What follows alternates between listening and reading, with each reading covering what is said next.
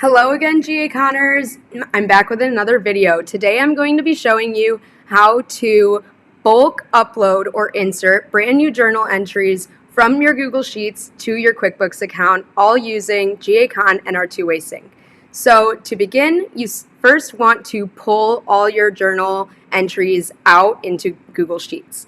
I have already done that, but to give you an idea of what I used to do that, I went to Get Accounting Data, selected Journal Entries as my object, and then selected the following items. So we got Journal Entry ID and number. In the line items, I went for account name, amount, class name, description, detail type, the journal entity name and type, location name, posting type, and then at the very bottom, the TXN date. So I've already run this. I'm not going to run it again, but that's where you would begin. Now you can see at the top here, I have some brand new journal entries already set up that I would like to insert into my QuickBooks account. You can tell because they do not have journal entry IDs yet. QuickBooks will automatically assign this when you upload into QuickBooks. To get started with this process, I'm going to go to G-Accon for QuickBooks, upload accounting data, and notice that I am uploading two separate journal entries right now, so you can absolutely bulk upload as many as you would like. For the row selection mode, you could go all rows if you were modifying the entire sheet or want to insert a whole sheet of brand new journal entries, new rows only, currently selected rows, or specify a data range or row numbers. I'm going to stick with currently selected rows and then go ahead and select all of the rows containing my new journal entry information. Making sure that the objects align, I've got journal entries as my QuickBooks object, and the operation we'll be using is insert.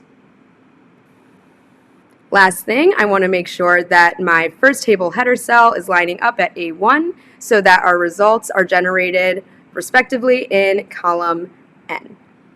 Hitting execute and save.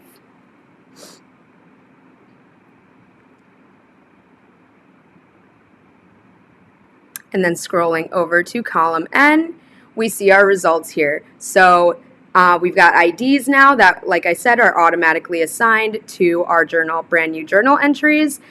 We see success, true, created true because we created brand new objects in QuickBooks, and then we've got the date and time at which that happened.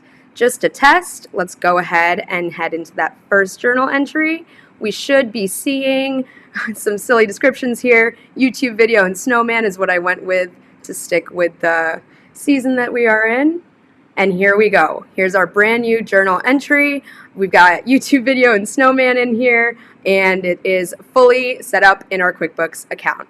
In the next video, I'll be showing you how to modify these journal entries. But until then, let us know what you think down below, and let us know what else you would like to see. Thanks.